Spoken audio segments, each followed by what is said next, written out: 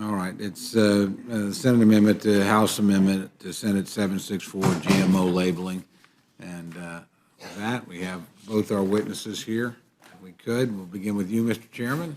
Offer whatever remarks you care to, and please leave any written material that you have for our, to quote my chairman, our awesome stenographer. All right, thank you, Mr. Chairman. Thank the members of the committee.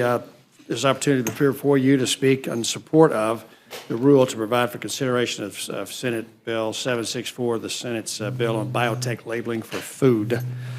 First and foremost, S764 preempts the state of Vermont's draconian labeling law that went into effect on July the 1st, providing certainty for industry and protecting the flow of interstate commerce. Beyond that, S764 establishes a mandatory labeling program or requirement for bioengineered food. Although I believe that the government should only require labels when it is a matter of health or safety or to provide nutritional information, it's important that this state-by-state patchwork not disrupt the nationwide marketing of food. With the Vermont law already in effect, we've simply run out of time. I also have concerns about the ambiguities in the Senate language and how the USDA will implement parts of the bill. I've reached out to USDA last week asking for clarification on their language. The department provided helpful responses that provided much-needed clarity. I'd like to close by thanking my colleagues on the Ag Committee, including my ranking member, Colin Peterson, for the bipartisan work we did last year to pass a voluntary labeling bill. While I would much rather be sitting before you today discussing the merits of such a bill, preserving biotechnology as a tool for agriculture and ensuring the availability of an adequate and stable food supply are paramount. Accordingly, I would ask the rule reflect the urgency of the circumstances. And again, thank you for your time. Be happy to answer any questions. With that, I yield back. Gentleman yields back, Chair. Thanks to the gentleman. The gentleman from Minnesota is recognized. Thank you, Mr. Chairman. And, I was here with the chairman a year ago supporting the voluntary bill, which I would still prefer. But given the reality of, excuse me, what's going on in the Senate, I think this is probably as good as we're going to be able to get. And it's an issue that needs to be resolved sooner rather than later. There's a lot of confusion about this issue. You talk to 10 different people about what a GMO is, you're going to get 10 different answers. The public is confused. And part of it, agriculture industry has done to themselves by, because a lot of this is marketing. A lot of these issues revolve around the way they market these products and try to get niches, away from each other and so forth. So, it's not a perfect bill, but it's something that I think is workable. It does give us preemption. It is mandatory. It does give choice to the industry in terms of what they can do to, get this information out to the public. And I think the marketplace will sort this out, as we go forward. And there's a lot of other, I think, things going on behind the scenes with this issue. There's a lot of people that involved in this, that their real goal is to get rid of Roundup. They want to eliminate Roundup-ready crops. They want to eliminate Roundup-ready soybeans and corn and sugar. And, I don't think they're out in the countryside because that might take care of itself, because I got more farmers moving away from Roundup than moving to it right now because it's not taking care of the situation. And what you're going to end up with is more chemicals being used, not less. So there's a lot of other issues involved in this. This isn't perfect, but, it's something I think we can work with. So I'm here to support it. I think given all the confusion with this issue, I think closed rule is the right way to do this, and we just need to get it done. I'm happy to support Chairman Conaway and move this ahead. Yield back. Well, thank both of you very much. You being here is very important. Mr. Chairman, of course, I see you a good bit of the time, and we engage on some of these issues that are good for rural America, the things which will sustain not just the heartland of this country, but the men and women who care about it And Mike Conaway talks about the topsoil of this country and the people who are there, and I want to thank you also, Mr. Chairman. You engaged me very nicely last week as we began understanding the probabilities of what the Senate would do and how that might mean something we'd work with. I want to thank you both. I'll be in support of this, and I hear you very well. I was visited by the Farm Bureau, Texas Farm Bureau, where I've been a member for some 20 years out of Freestone County, Texas. And I intend to listen to my Farm Bureau on there in support of this also. Thank you very much. Mrs. Slaughter? Thank you both. I was able to follow somewhat the Senate discussion on this, and I am sort of left with the thought that I need to straighten me out on a little bit here. We are left, there will still be labeling, correct? But you have to read it on your smartphone? Is that, how do you decipher? They're not going to write it in English, right? Well, there's three choices. One is that you can put on the label, this includes genetically altered ingredients. That could be one thing. Or you can use the smart label, which will have all the information on it, and you can read it with your cell phone. Or there's a symbol. I don't know where the symbol comes from, but you can put that symbol on the package as well. So, Okay. Pardon? I guess they would have to develop that. So that you'd have those three choices. And Oh, yeah, an 800 number, too. it's kind of hard to do from the store, isn't it, sometimes? Yeah. Yeah. Yeah.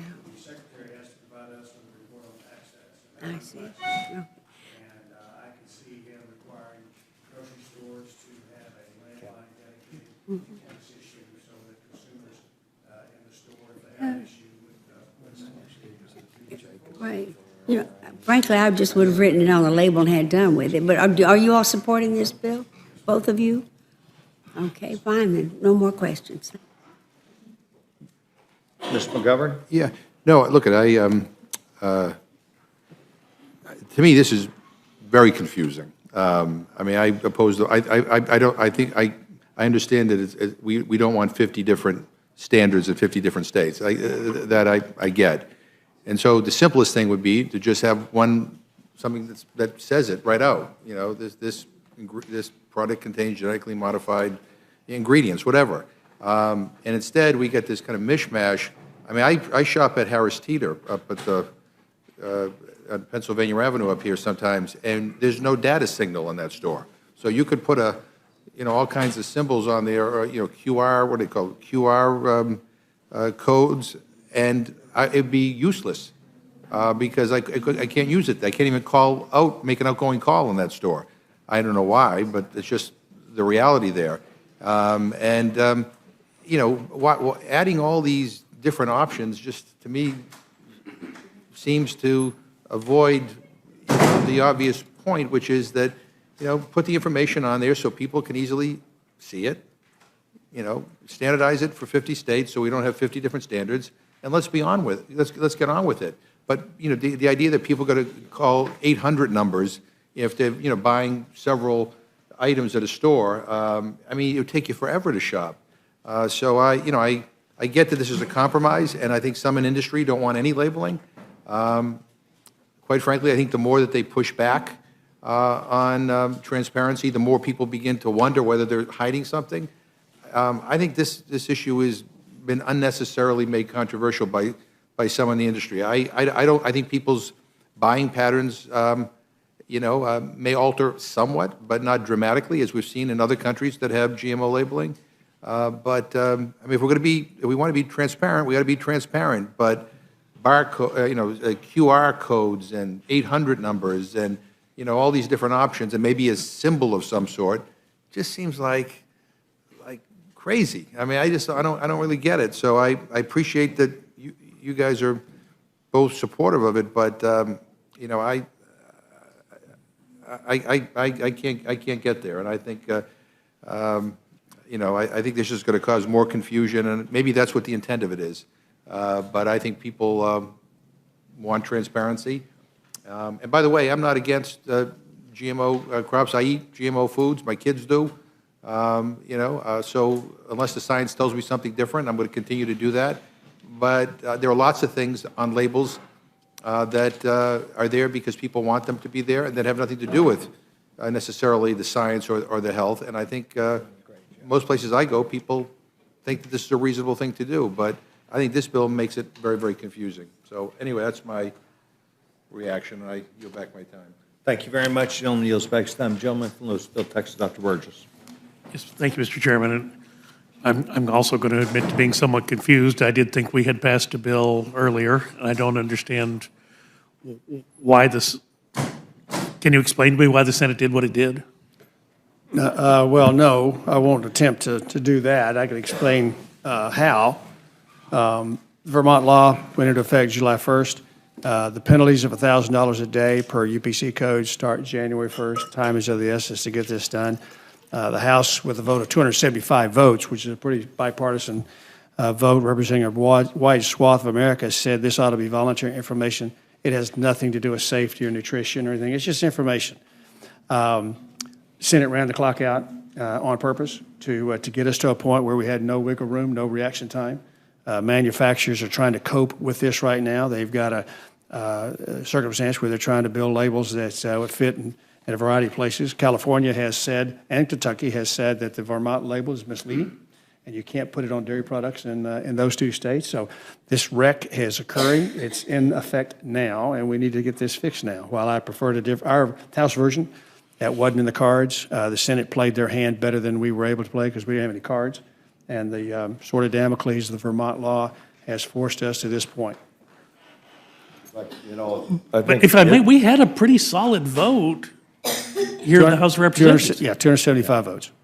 I'm sorry, Mr. But, well, you know, I don't know. I mean, I wasn't in the discussions, but it really got hung up over in the Senate over the issue of being mandatory.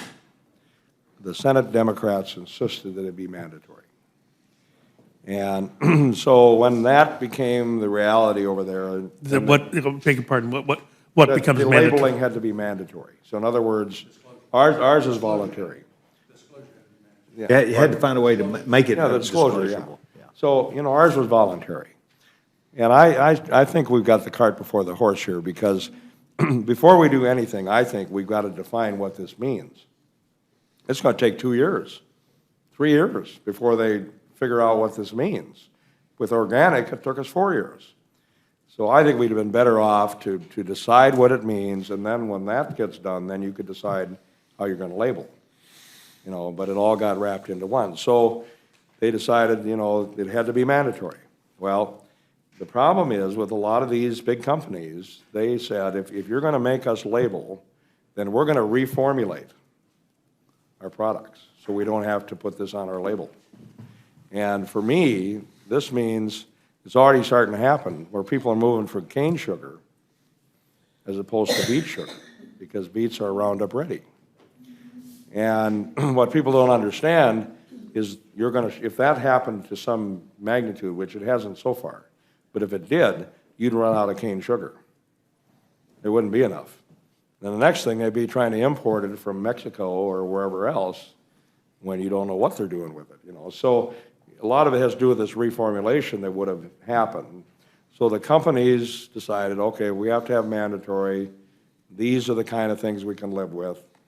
And the Senate agreed to it, and that's how we ended up here. It's not perfect, but for the timing, it'll work, and we got preemption, which is the biggest deal out of the whole situation. So, reclaiming my time, a seedless watermelon is obviously genetically modified. That's not found in nature. So if I buy a seedless watermelon next year, am I going to be fined $1,000? If it's not labeled correctly in Vermont. How do you You label? have to go to Vermont and label it. So I'm not sure that's a GMO. You know, and that's part of the issue. You know, and Well, is a hybrid a GMO? It's genetically modified. well, Is that conventional that modification? hasn't I mean, been- under Mendelian genetics. well, but that's not what most of these folks talk about. Yeah. And I was in rooms when these discussions were going on. And I had people say, this is not about labeling. This is about getting rid of Roundup and getting rid of Roundup-ready Well, crops. Now, I'm glad you've said that, Yeah. because it's all about putting a skull and crossbones Well, on a and food product. what they want, some of these folks have different agendas. Some of them want to go back to everybody having 100 acres, 2 pigs and a cow. You know, I mean, if that's what you want to do, that's fine, but you'll triple the price of food. You know, and so this is a compromise. I don't like it that much. Mike doesn't like it that much, but we can live with it. I don't think anybody likes it. Well, let me just ask you, is when we passed the voluntary law, I mean, I had people at home critical of me about that, but at the same time, I go into my Walmart in Aubrey, Texas, and buy olive oil. I have two choices, one that says non-GMO and one that is silent. So as a marketing strategy, the company that says non-GMO on their olive oil probably charges more, probably sells more to the yuppies that live in Aubrey, Texas. We're no longer farmers there. We're all young urban professionals who've moved out into the countryside. It seems like a logical marketing strategy to employ, and it's voluntary. I can be happy to buy the one that's not labeled because it's a little cheaper.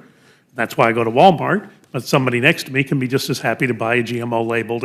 It's the market that is making the decision, not the government. It is the consumer that is making the decision, not the government. There seems to be some interference from the other side of the dais. No, I want to ask the gentleman would yield. Yes. No, I mean, part of the problem is that some of the labeling is deceptive. People, you know, who have been polled think that products that are labeled natural mean non-GMO, which has nothing to do with it. So when you talk about it, you know, it's up to the consumers. The consumers aren't given all the information. All we're suggesting here is that they should be given the information, and they can make whatever decision they want to make. Reclaiming my time, as I recall, a lot of the discussion around the voluntary labeling bill, what was it, last year, had to do with that very fact. You had to be honest in your disclosure. Is that not a fair statement? Well, they have to go through a rulemaking to decide, and in the bill that's before us, there is a definition of what genetically altered means. But, you know, your point is very good. You know, salt, one of the salt companies decided they could sell more salt if they put non-GMO on the package. What? Salt. And Salt has no genes. No, I know. So they put a big non-GMO on the salt, and they doubled their sales overnight. Now, that tells you what's going on here. But there is no DNA in sodium chloride. And I bought some cherries, and they have 8 different things on there, including gluten-free, non-GMO, all this stuff, which is ridiculous. But that's what they do. And grown locally. Yeah, right. Right, who knows what that means? What a relief. Thank you, gentlemen, for being here. I appreciate your honesty in discussing this, and I'll yield back. Thank you very much. Does gentleman seek? One other thing, and this gets lost in most of this conversation because most of the people having the conversation are in the upper income brackets, whether they buy organic or whatever, and they don't care, quite frankly, what food costs. America enjoys, on average, the cheapest food supply in the developed world. 9.8% of our food, of our disposable income, we pay in food. Well, that's deceptive because the bottom 20% of the food chain, the income brackets, they pay 35% of their disposable income for food. So if we arbitrarily raise the cost of food because we want to make sure the high-end consumers can get whatever they want, then that's patently unfair. And that's who I'm looking out for. I don't care about the folks who can spend whatever they spend on it. I want to make sure that the people at the bottom of the economic ladder can still afford food. I grew up in a really modest home, and I didn't know it, but my mom used the food budget to flex.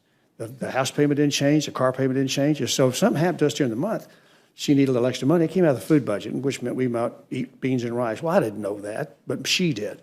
And so as we look at all these things that are going on, if we arbitrarily, capriciously increase the cost of food because of these things that we do, then and not recognize that we're not getting any value for the folks, they're not getting any additional food, volumes, or anything else. Who's suggesting to raise arbitrarily the price of food? This will cost. This will cost. You know, this bill that you are supporting has all these multiple labels that, I mean, that kind of defies what the industry was saying. Well, that's why we want that. That's why we want. Well, obviously they don't think that it's going to. They change their labels all the time. Yeah, the voluntary program would not have done that, but the mandatory program will. At some point in time, I suspect someone will decide they want the federal government to define what the word locally grown means. You've already mentioned natural. All those marketing phrases are for the buyer to beware. Now, where does this thing stop? But just want to make the point that if we raise the cost of food, look who we hurt. Yeah, I don't want And to if raise, I don't you want to don't- raise the cost of food. Well, And I don't think this, okay, and labeling doesn't raise the cost of food. Yeah, it does, No, it but at any doesn't. rate. Oh. so. But just, as I look at all these changes, that's who I'm looking at for, is the folks at the bottom of the economic. Yeah, food labels chain. change all the time, Mr. Chairman. Yeah, or, Yeah, I'll look right at you and I'll tell thank, you. yeah, I don't, I mean, Rob's people right. are, I just, it sounds like, I mean, honestly, I think people are kind of playing dumb about some of this stuff. Look, I mean, we know, everybody knows what a GMO is. It's not a hybrid. I mean, selective breeding programs can create new varieties, and that's not a GMO, and when it's done transgenically in a lab, it is. I don't understand why there's even any discussion about that. And in my district, consumers, the natural food companies, and the farmers are overwhelmingly want GMO labeling, and everybody wants GMO labeling as opposed to this bill. So, like, who is this bill for? When the people that want GMO labeling don't want this bill. I don't understand why we're doing this bill if those of us who want to see labeling and all the interest of everybody in my district who wants to see it is against it. So, like, I guess I would ask, who is this bill even for? Why are we doing it? Oh, I get that one. You want to do that one, Mr. Yeah, Chairman? I think Who are we doing I it get for? that. Sure. What? No, the people that need it, you are entitled, I believe, as a consumer, to understand if there is a GMO, a genetically modified organic. But or consumers something in- can't read those No, I'm just barcodes. going to tell you, Yeah. if it is in there, look, I just had my niece, who I took her down to get her an ice cream, and what does she do? She gets the package. She's all but 13 years old, 14 years old, and she looks at the darn package and wanted to read what was in it. That's great. Wait, that is good, but Yeah. my point is, yeah, good girl, way to go. Claire. Good for And then you. Claire said, Uncle Pete, that's the one I want. Well, you have a great uncle. Okay. She has a great uncle. Yeah, but my point is, there are people who do. There are peanut issues that people have, there's all sorts of things. People and consumers actually do look at it. Sure. What they're trying to say is, but rather than trying to put it in every single 50 states over how to do it, because somebody could say, do these and do it this way and do this and do it that way, they're trying to say, we'll make it available. You can go in on your iPhone, you can look at it, it will tell you the ingredients. Yeah, but who shops like that? That's who all this shops- is. It's But- an accommodation. I mean, talk about, I mean. But that's again, what you asked what it is. Yeah. That's what no, it is, look, to accommodate look, consumers yes, across the And country. the information is appreciated, don't get me wrong. That's good. It's all about the presentation of the information at this point. Actually, I have an amendment I'll be discussing later that would say it has to be on the package as opposed to electronically. The reason that all the food, natural food products in my company, in my district, the farmers in my district, the reason they don't like this bill is because they know that consumers don't walk around scanning things with their iPhones. I mean, you just can't expect that of most consumers. I'm sure there's some that can do it. But I want to tell the chair and the ranking member why the companies and the farmers in my district are so excited about this. Again, what labeling GMOs does, there's a segment of the market that doesn't want to eat GMOs. I'm not in that segment. I eat GMOs. But there's a segment that doesn't, just like there's a segment that wants to buy organic. I am in that segment. I try to buy organic when I can. But the question is, why wouldn't we have, organic, as you know, is already GMO-free. You can't have GMOs in organic. So this would create conventional agriculture with no GMOs. So it's a new category. It'd probably be priced slightly above conventional, but below organic, which is great for market differentiation. I mean, the farmers in my district are excited to do that. They'd love to get a premium for not growing GMOs. And my question is, why isn't that a great thing? And why don't we want that in a uniform way on the packages that doesn't require, I don't know what percentage of consumers walk around with their cell phones and scan things, but I don't know any myself. I mean, I'm sure there's somebody somewhere that does.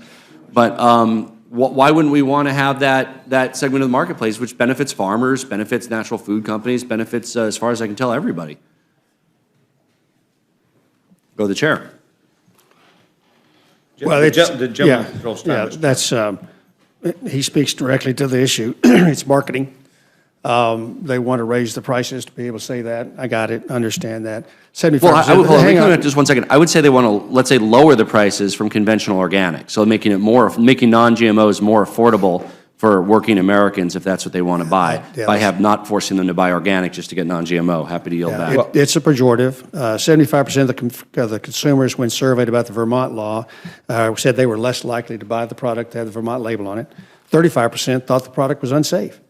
This is not a food safety issue. This is just information. And when you mandate putting information on a package that's the equivalent of skull and crossbones, you will affect the price of the products. And it's doing it for no for reason other than there's certain people who want to know it. So this bill walks the fine line of getting the information for those folks who want to do it. They are those high-end consumers, and they do use their phones. Here's another issue. Once the folks begin to use the scatter code, what about a product recall? That would be much more efficient if they knew that they could get that information on a product recall from that scatter code, then they will get there. So there's some advantages to it, but this is about marketing. This is about differentiating safe products, try to make them look unsafe, and it will also have a chilling effect on the development of additional products. They're going to try to feed an additional 2.5 billion people in this earth, but in the next 35 years, we couldn't feed them today. And science is going to have that, make that work. And if we do things that put a chilling effect on the growth in science, then We're claiming my time. It should be a badge of honor. I mean, we use the latest science to create this product. I mean, put it on there if it's a GMO. Some people might pay more for it, some will pay less for it. I mean, it's a differentiated marketplace, and consumers need the information. I mean, you know what? We have a lot of stuff on nutrition labels. We have protein, we have fat, we have all those things, and some people buy more of it if it has more fat. I have some friends on this like Atkins-like diet where all they eat is like butter and steak, and they lose weight. I don't know how they do it, but they look on there and they want more fat. I have other friends that are on the low-fat diet, and they go to those labels and they don't want fat. And so, I mean, look, consumers in a marketplace, and for a free market to exist, they need information. And a basic piece of information we have about agricultural products is whether they contain genetically modified organisms or not. And that's a perfectly appropriate piece of information for the marketplace, which the bill acknowledges. It puts that information in the marketplace. It just makes it hard to get. That's my only complaint. It's what my amendment would fix. But it's why those who actually want the labeling, the farmers in my district, the national food companies in my district, they don't like this bill because they think it actually makes it harder rather than easier to get the information. So it's more to it than, you're kind of dismissing it as mere marketing. It's not any more marketing than any nutrition labels are. The relevant information people want. And, why is it relevant? I mean, you could sit here all day and argue against organic standards and say there's no studies that show that organic standards are any different. It's just a marketing thing, okay? I can also point to studies that show that, insecticides and herbicides aren't healthy for humans to consume. There's a lot of reasons that people might, in their personal consumption decisions, might not want to buy GMOs. They might not like the monoculture way that they're raised. They might have moral qualms with creating new species, religious qualms, right? I mean, we talked about religious freedom in the last bill. This is an aspect of religious freedom. There's people that don't believe that humans should, I'm not one of them, I want to be clear, but there's people that believe that humans should not tamper and create new species that weren't created. So, I mean, there's a lot of entirely valid reasons. I don't think we should belittle any of the reasons, but in terms of putting the information on the marketplace, let science be advertised. Let people know that the best and latest science went into these products, and then let consumers decide. You've got to trust the marketplace, trust the free market. And unfortunately, this bill moves a step away from that by, yes, creating the standard, but then requiring that consumers are extremely discerning and have the right app and have the right device and are able to do that. And it doesn't let the lower income person benefit from being able to purchase, assuming they don't have an iPhone and all the information, they can't benefit from the lower food prices that GMO labeling would provide, because they're going to still have to buy organic if they don't want no GMO, if they don't want GMOs. And organic costs a lot more than non-GMO with conventional agriculture would cost. I mean, I would ask both of you, you're agricultural experts, wouldn't conventional, meaning, conventionally grown, non-GMO, cost significantly less than organic? That's, well, no, because I've got SunOpta, which is a company that sources non-GMO products, the biggest one in the country. They're out of Canada. They've got a big presence in Minnesota. You can get 3 times as much for your soybeans if you bring them to Organic. elevator. Yeah. No, these are non-GMO, certified by USDA. Grown conventionally. At the Hines, Minnesota, if you haul them there, you'll get 3 times more for your soybeans than you would at the regular elevator. Okay. Okay. So, And how much more does organic go for? well, I don't think you have organic soybeans that I'm aware of. Okay. So, so the issue is, the folks that have to actually do this labeling are the ones that objected to the way that, having a mandatory, because there's so much manipulation of all this stuff by the people that are involved in this stuff. And so in the middle of this process, when some of the non-organic people figured out that they were going to lose market share to this, they switched positions. So a lot of this has to do with fights within the industry about who's going to get whatever market share. And so you talk to some of these CEOs, and they are scared to death about putting some of this on their product, so to the point where they're going to reformulate to avoid it, which is going to cause all kinds of other problems that people haven't even thought about. So in this legislation, we do have a definition for the first time what this means. And I can't even say it. But it says that it's genetic material modified through vitro recombinant deoxyribonucleic acid techniques, whatever that means. And that's never been there before. So we have done plant breeding forever and changed a lot of things through plant breeding, but now we're bringing different genes in. So we're trying to define what this means. So I'm just telling you, we're 2 or 3 years away from knowing what anything means. And you go, like Mike said about local foods. We had a reporter down in Tampa that went to these restaurants and farmers markets that said they had local foods. 85% of them were not local. Even in the farmers markets, they were importing them from, Philippines and wherever else and calling them local. So there's a lot of stuff going on out there. What we're trying to do is get our arms around it. We'd be better off with the voluntary system. We define what it means. If people want, if there's a market for non-GMOs, people would develop it, like organic. That was the right solution, but Senate didn't see it. I'm sorry, I got a note, but do the other, I guess, Republican members have questions? I think we're trying to figure out whether to finish with our witnesses now or after we break. In my opinion, what Yeah. we're trying to do is carefully get through this hearing, to allow everybody to ask a question, and get the heck out of here. Okay. Well, I guess I would just conclude. I mean, look, I think the difference in approach is I'm fundamentally, consumer driven. Consumers have the right to this information. The producers, of course, will adapt, and I could care less if they're fighting one another and one gains and one loses. I mean, that all happens, but it's because of informed consumer decision making. And tragically, this bill stands in the way of that. But it gets close because it requires people to have this whole layer of technology to get the information that they want to act as informed consumers in the marketplace. So my amendment would fix that. I'm hopeful the committee will make my amendment in order.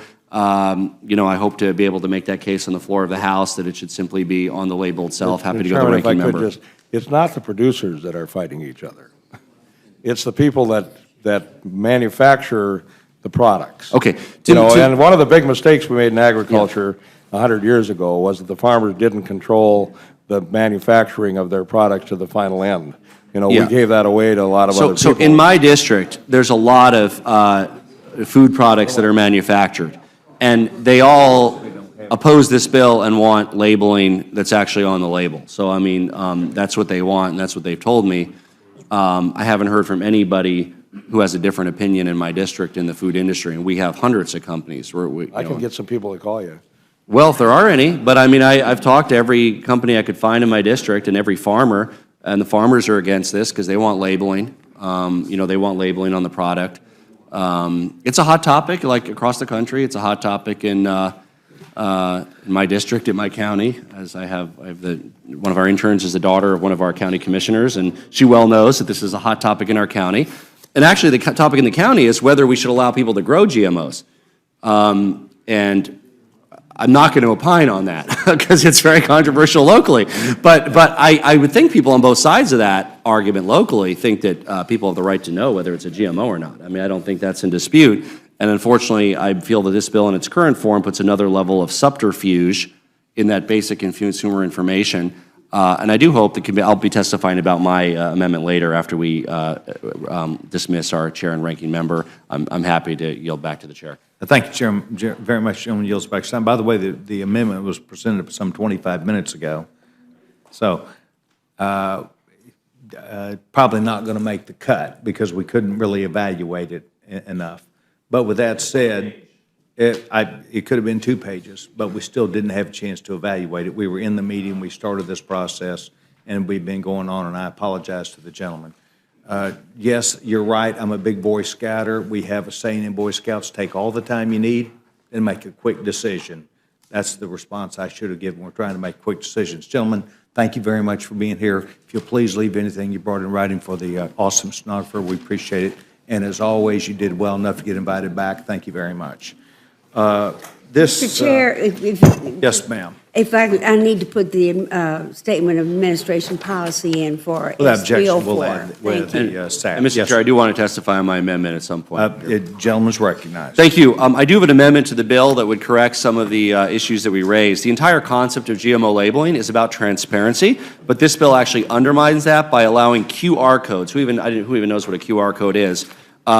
To be an approved means of disclosing whether a product contains GMOs. I don't even think a human can read a QR code. I'm not an expert on that, but I don't think a human can read it. I think you need some device, and those cost hundreds of dollars.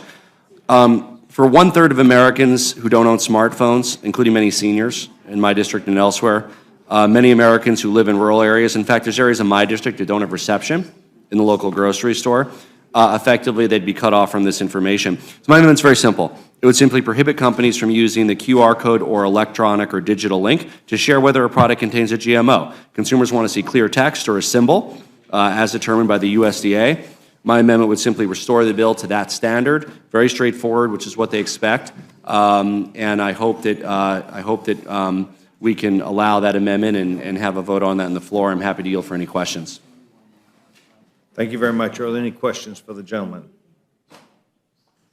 Seeing none, I want to thank the gentleman very much. Thank you. Okay, this would, I see no other member that would wish to provide testimony to is that really yet? S764, and also S304, that's what I was looking for. And so this closes the hearing portion of both those at this time. Chairman will be in receipt of a motion from the gentleman, young chairman from Oklahoma. Thank you, Mr. Chairman. I move the committee grant a rule providing for the consideration of the Senate amendment to the House amendment to S764, an act to reauthorize and amend the National Sea Grant College Program Act and for other purposes. The rule makes an order, a motion offered by the chair of the Committee on Agriculture or his designee that the House concur in the Senate amendment to the House amendment to S764. The rule waives all points of order against consideration of the motion. The rule provides that the Senate amendment on the motion shall be considered as read. The rule provides 1 hour of debate on the motion equally divided and controlled by the chair and ranking minority member of the Committee on Agriculture. Section 2 of the rule provides for consideration of S304, the Motor Vehicle Safety Whistleblower Act, under a closed rule. The rule provides 1 hour of debate equally divided and controlled by the chair and ranking minority member of the Committee on Energy and Commerce. The rule waives all points of orders against consideration of the bill. The rule provides that an amendment in the nature of a substitute consisting of the text of Rules Committee Print 114-61 shall be considered as adopted, and the bill as amended shall be considered as read. The rule waives all points of order against provisions in the bill as amended. The rule provides one motion to recommit with or without instructions. Finally, Section 3 of the rule waives the requirement of Clause 6A of Rule 13 for a 2/3 vote to consider a report from the Committee on Rules on the same day it is presented to the House with respect to any resolution reported on the legislative day of July 14th, 2016, or July 15th, 2016. Now heard the motion from the gentleman from Oklahoma. Is there amendment or discussion to that? Gentleman's recognized. Mr. Chairman, I have an amendment to the rule. I move the resolution make the S304 as amended, subject to further amendment under an open process, and make the Senate amendment to the House amendment to S764, subject to further amendment under an open process, so that all members have the opportunity to offer amendments to the bills on the floor. Thank you very much. Discussion. I believe the gentleman understands the nature of what we're attempting to do here, that we're in the last few days before we are on a 6-week break. The action that took place as a result of Vermont, the state of Vermont demanded that the Senate and the House respond if we were going to make modifications to that law to make it better, instead of 50 states having different rules and regulations related to this, which would dramatically increase the cost of food. So the House of Representatives is moving today on a bill that was exactly to the penny of what the Senate passed, and has been through the bipartisan negotiations over on that side of the Capitol, and I am persuaded that it is the best thing to do, but that's my 2 cents. Any other discussion? I would just say one additional thing. Nobody's talking about increasing the price of food. And labeling doesn't increase the price of food. Labels are changed all the time. So I take strong exception to that, and I urge people to. I will tell you, I think that's a true statement unless you go to all 50 states and you have to have 50 No, states. and I don't, and none of us want that. Well, but that's what would happen as a result of this. Gentleman from Well, I mean, Colorado. the consumer groups, which are the ones that care about, obviously, the price of food, those are not the ones saying that this will raise the price of food. It's only those who don't want the labeling, a segment of the food manufacturers that are making that claim. Again, I would argue that for somebody who doesn't want to buy GMOs, this allows them to buy less expensive food, because they can buy, instead of being forced to buy organic, which is far more expensive, they can buy conventional non-GMO food. So it creates a new category that saves them money, and it's consumer information in the marketplace. So again, I don't see any nexus to raising the price of food, and I think that hopefully my amendment, I'll be making a motion in a minute after if this open one doesn't pass, but I plan to support the open one too. Thank you very And much. I yield Further back. discussion? Seeing none, the vote will now be on the McGovern. Those in favor signify by saying aye. Aye. Those opposed, no. No. Noes have it, noes have it. Gentleman from Colorado? Thank you. I have an amendment to the rule. I move the committee make an order and give the necessary waivers for my amendment number 1 to the Senate amendment to the House amendment to S-764, and provide for 1 hour of debate evenly distributed between the proponents and opponents. My amendment would prohibit the use of the QR codes and digital web addresses as a means of disclosing GMO ingredients. And to speak to it, I've talked about the amendment. I'm hopeful that with an hour debate, this body can reach a good deliberative decision on whether to move forward with that type of disclosure on the package, and I yield back. Thank you very much. Further discussion? Seeing none, the vote will now be on the post amendment. Those in favor signify by saying aye. Aye. Those opposed, no. No. Noes have it, noes have it. Roll call. Accordingly, the gentleman asks the clerk to poll of committee. Ms. Fox? Mr. Cole? No. Mr. Cole? No. Mr. Woodall? Mr. Burgess? No. Mr. Burgess, no. Mr. Stivers? No. Mr. Stivers, no. Mr. Collins? Mr. Byrne? No. Mr. Byrne, no. Mr. Newhouse? Ms. Slaughter? Aye. Ms. Slaughter, aye. Mr. McGovern? Aye. Mr. McGovern, aye. Mr. Hastings? Mr. Polis? Aye. Mr. Polis, aye. Mr. Chairman? No. Mr. Chairman? Clerk No. report the total. 3 yeas, 5 nays. The amendment does not agree to. For amendment or discussion, seeing none, the vote will now be on the motion of the gentleman from Oklahoma. Those in favor signify by saying aye. Aye. Those opposed, no. No. Ayes have it, the ayes have it. Accordingly, the gentleman, the gentlewoman, the vice chairman of the committee, Mrs. Fox, will be handling this for Republicans. And the gentleman, Mr. McGovern, will be handling this for Democrats.